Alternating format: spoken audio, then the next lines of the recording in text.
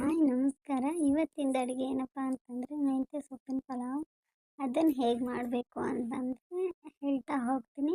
ಅದಕ್ಕಿಂತ ಮುಂಚೆ ಇದರಿಂದ ನಮಗೇನು ಬೆನಿಫಿಟ್ಸ್ ಇದೆ, ಇದರಿಂದ ಉಪಯೋಗ ಏನು ಅಂತ ತಿಳ್ಕೊಳ್ಳೋಣ. ಮೊದಲನೇದಾಗಿ ಇದು ತೂಕ ಇಳಿಕೆ ತುಂಬಾ ಇಳಿಕೆಗೆ ಹೇಗೆ ಸಹಾಯ ಮಾಡುತ್ತೆ ಅಂದರೆ, ನಾವು ಮೆಂತ್ಯ ಸೊಪ್ಪು ತಿಂದಾಗ ಅದೇನು ತುಂಬ ಹೊತ್ತಿನವರೆಗೂ ನಮ್ಗೆ ಹೊಟ್ಟೆ ಹಸಿವೆ ಆಗಲ್ಲ. ಹೊಟ್ಟೆ ಯಾವಾಗಲೂ ತುಂಬಿರೋ ಥರ ಇರುತ್ತೆ. ಹಾಗಾಗಿ ನಾವು ಊಟನ ಸ್ವಲ್ಪ ಕಡಿಮೆ ಮಾಡ್ತಾ ಹೋಗ್ತೀವಿ. ಅದರಿಂದ ತೂಕ ಕಡಿಮೆ ಆಗುತ್ತೆ. ನೆಕ್ಸ್ಟು ದೇಹದಲ್ಲಿರ್ತಕ್ಕಂಥ ಕೊಲೆಸ್ಟ್ರಾಲ್ನ ಕಡಿಮೆ ಮಾಡುತ್ತೆ. ಆದ್ದರಿಂದ ನಮಗೇನಪ್ಪ ಹೃದಯದ ಆರೋಗ್ಯ ಚೆನ್ನಾಗಿರುತ್ತೆ. ನೆಕ್ಸ್ಟ್ ಜೀರ್ಣಕ್ರಿಯೆಗೆ ಹೆಂಗೆ ಸಹಾಯ ಆಗುತ್ತೆ ಅಂದರೆ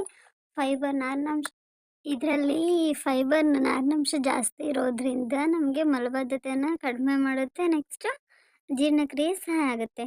ಸೊ ನೆಕ್ಸ್ಟ್ ಹೆಂಗೆ ಮಾಡೋದು ಅಂತ ನೋಡೋಣ ಬನ್ನಿ. ಮೊದಲು ನಾವು ಇದಕ್ಕೆ ಏನೇನು ಬೇಕಪ್ಪ ಅಂತಂದರೆ, ಮೆಂತ್ಯ ಪಲಾವ್ ಮಾಡಲಿಕ್ಕೆ ಮೊದಲು ಮೆಂತ್ಯ ಸೊಪ್ಪು, ನೆಕ್ಸ್ಟು ಶುಂಠಿ, ಬೆಳ್ಳುಳ್ಳಿ ಮತ್ತು ಕೊತ್ತಂಬರಿ. ಮೊದಲು ಇವಾಗ ಒಂದು ಪ್ಲೇಟಲ್ಲಿ ಏನಪ್ಪ ಒಂದೆರಡು ಮೆಣಸಿನ್ಕಾಯಿ, ಶುಂಠಿ, ಬೆಳ್ಳುಳ್ಳಿ ಮತ್ತು ಕೊತ್ತಂಬರಿ ಅದೆಲ್ಲ ತೊಗೋಬೇಕಾಯ್ತಾ. ಅದೆಲ್ಲ ತೊಗೊಂಡ್ಮೇಲೆ ಒಂದು ಕುಕ್ಕರ್ನ ಒಲೆ ಮೇಲೆ ಇಟ್ಬಿಟ್ಟು ಅದಕ್ಕೆ ಒಂದು ಸ್ವಲ್ಪ ಎಣ್ಣೆ ಹಾಕಿ ಆದಮೇಲೆ ಚಕ್ಕೆ, ಲವಂಗ, ಮೆಣಸು ಎಲ್ಲದನ್ನು ಎರಡೆರಡು ಹಾಕಿ ಸಾಕಾಗುತ್ತೆ. ಮತ್ತು ಒಂದು ಪಲಾವ್ ಎಲೆ ಹಾಕಿಬಿಟ್ಟು ಅದನ್ನು ಒಂದು ನಿಮಿಷ ಬಿಟ್ಟು ಅದಕ್ಕೆ ನಾವೇನು ಕಟ್ ಮಾಡಿ ಇಟ್ಕೊಂಡಿರ್ತೀವಲ್ಲ ಈರುಳ್ಳಿ, ಅದನ್ನು ಹಾಕಬೇಕು. ಆ ಈರುಳ್ಳಿ ಬ್ರೌನ್ ಕಲರ್ ಬರೋ ತನಕ ಫ್ರೈ ಮಾಡಿ.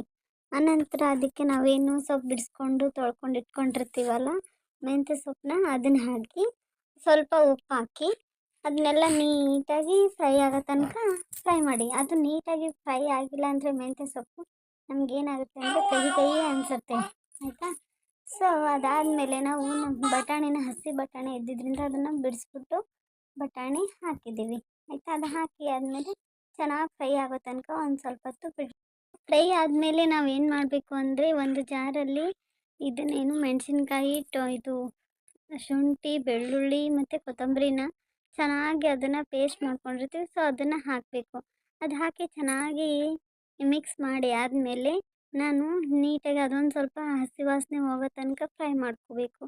ಅದಾದಮೇಲೆ ನಾನು 1 ಗ್ಲಾಸ್ ಅಕ್ಕಿ ತೊಗೊಂಡಿದ್ದೆ. ಸೊ ನಾನು 2 ಗ್ಲಾಸು ನೀರು ಹಾಕ್ತೀನಿ, ಆಯಿತಾ.